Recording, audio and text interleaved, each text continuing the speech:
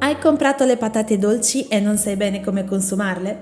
Beh, allora questo è il video giusto per te. Ciao a tutti amici di Succo di Mela, oggi vi propongo ben 5 idee con le patate dolci, ricette semplici, creative e gustose, ideate per risparmiare tempo, energia e anche soldi. Vi mostro come cucino in pochissimo tempo le patate, preparando anche 2 ricette alla volta. Vi consiglio di stare con me fino all'ultimo perché l'ultima ricetta è un dolcetto che ha sorpreso proprio tutti. Partiamo dai primi 2 piatti che ho preparato con le patate dolci lessate. Senza neppure sbucciarle sono andata semplicemente a tagliarle a pezzetti più o meno della stessa dimensione. Ho versato le patate a pezzi all'interno di una pentola capiente con dell'acqua e una presa di sale grosso.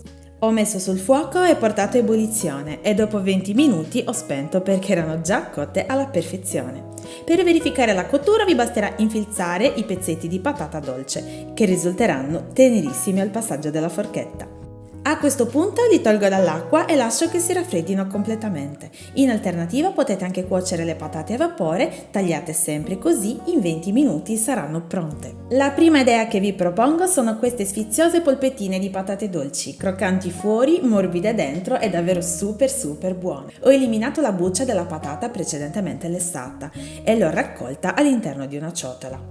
Ho unito un uovo, una puntina di aglio in polvere, del pepe nero opzionale, un pizzico di sale, 2 cucchiai abbondanti di parmigiano o grana e 2 cucchiai di pangrattato. Quindi ho mescolato. Se l'impasto risulta troppo umido, unisco dell'altro pangrattato. A questo punto formo le polpette, conferendo loro la forma di mini burger. Solitamente comunque qualche spettatore curioso non manca mai. Zafferano in effetti è stato di ottima compagnia tutto il pomeriggio mentre filmavo.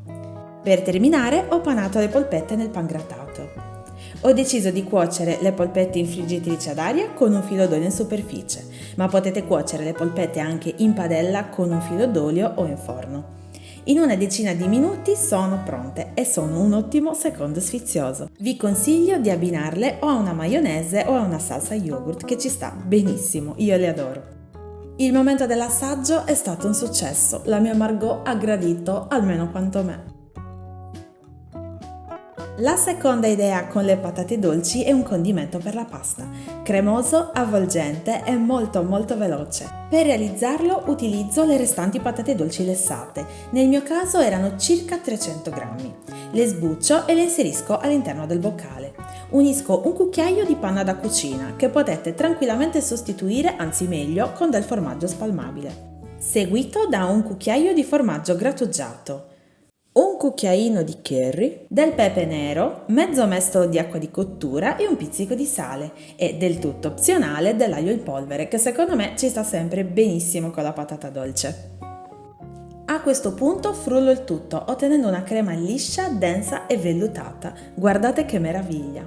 Nel giro di 5 minuti abbiamo un condimento super buono, perfetto da preparare durante la stagione fredda e temperata. Nel frattempo ho cotto la pasta al dente, nel mio caso i fusilli. L'ho scolata e versata in ciotola. Ho unito il condimento e mescolato. Potete eseguire questo passaggio anche in padella naturalmente e far saltare la pasta insieme al condimento per 1 o 2 minuti. Ho impiattato e gustato ancora bella calda. E niente, ve la straconsiglio.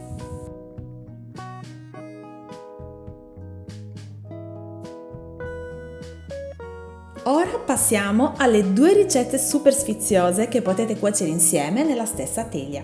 Parlo degli stick e delle pizzette di patate dolci, 2 idee originali perfette come secondo snack o antipasto. Ancora non vi so dire quale delle 2 mi piace di più. Anche in questa occasione ho utilizzato 2 patate dolci di taglia media. Una l'ho sbucciata e rimosse le 2 estremità. Sono andata a ricavare i bastoncini, semplicemente dividendo in 2 la patata e tagliandola a fette spesse di circa 1 centimetro. Taglio ulteriormente ricavando appunto i bastoncini. In questo caso è importante che lo spessore sia lo stesso, così da permettere una cottura uniforme. Verso i bastoncini in ciotola e li copro con dell'acqua. Li lascio così in ammollo per circa mezz'ora, ma anche un'ora non è male. Una volta trascorso questo tempo, scolo e verso gli stick in ciotola insieme a un cucchiaio di olio evo e mescolo. A questo punto unisco le spezie, nel mio caso sale, pepe, origano e un pizzico d'aglio in polvere, un cucchiaio di formaggio grattugiato e un cucchiaio di pan grattato, che in cottura si fonderà con il formaggio regalando croccantezza agli stick.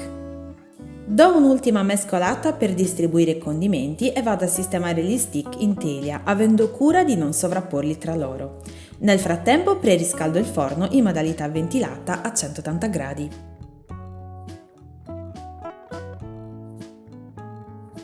Prima di infornare gli stick preparo anche le pizzette di patata dolce, quindi taglio a fettine sottili la patata.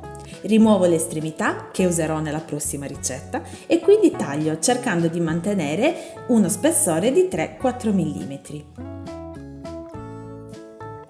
Dispongo in teglia le rondelle di patate e con un coltello appuntito incido la superficie in questo modo.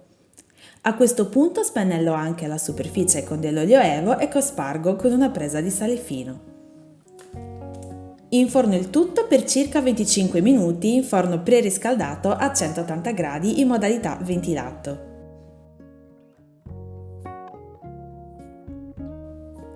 Trascorso questo tempo sforno un attimo per condire le pizzette con del passato di pomodoro che ho in precedenza condito semplicemente con del sale e un goccio d'olio e una spolverata di parmigiano che renderà le pizzette ancora più sfiziose e infine qualche pezzetto di mozzarella. Inforno per altri 5 minuti giusto per far sciogliere il formaggio ed ecco pronte le 2 ricettine.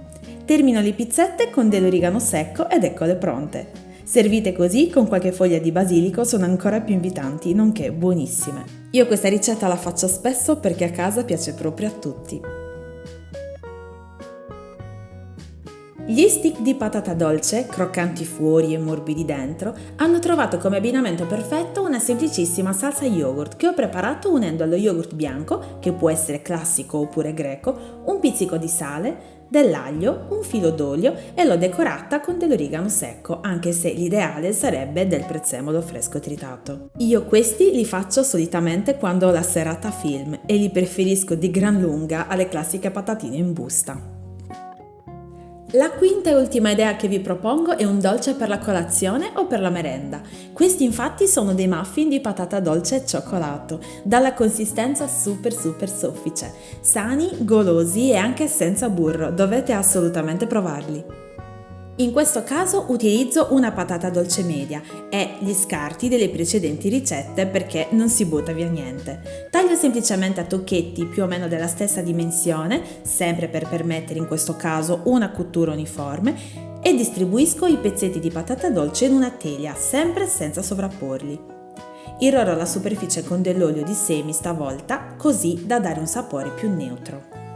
Faccio cuocere in forno per 25-30 minuti a 180 gradi e ne ho approfittato per cuocere la patata dolce proprio mentre cuocevano le precedenti ricette. Un altro trucchetto per risparmiare è proprio cuocere più cose contemporaneamente, così da organizzarsi in anticipo e accorciare i tempi. Sforno quando le patate dolci risulteranno morbide e facili da infilzare con la forchetta e poi le vado a sbucciare ma una volta tiepide. Attenti a non ustionarvi. A questo punto preparo il dolce, quindi in ciotola verso 200 g di patata dolce che ho pesato da cotta e con l'aiuto del mini pimmer frullo ottenendo una purea alla quale unisco un uovo medio, 100 g di latte, 80 g di olio di semi, 120 g di zucchero di canna o bianco e mescolo con una frusta a mano o con una forchetta. A questo punto, sempre mescolando, incorporo 200 g di farina 00 insieme a mezza bustina di lievito vanigliato. Continuo a mescolare fino a ottenere un composto denso e privo di grumi. Termino con 50 g di gocce di cioccolato che incorporo all'impasto con l'aiuto di una spatola.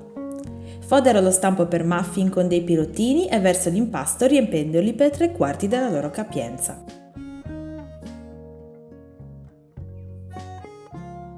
A questo punto posso infornare a 180 gradi, forno preriscaldato per circa 25 minuti. Dovranno risultare belli gonfi e dorati. Ed eccoli pronti, guardate che belli! Il sapore ricorda tantissimo quello dei dolci alla zucca, super autunnale. Caldo, cioccolatoso e avvolgente. Vi consiglio assolutamente di provare anche questa ricetta perché ne resterete sorpresi. E anche questo video volge al termine. Questa era l'ultima ricetta e queste che avete visto sono le 5 idee per cucinare in maniera fantasiosa le patate dolci. Spero tanto che l'idea di questo video vi sia piaciuta e vi sia in qualche modo utile. Fatemi sapere quale ricetta vi ha ispirato di più e se ne proverete qualcuna. Io vi ringrazio per aver visto il video e vi aspetto nel prossimo. Un bacione!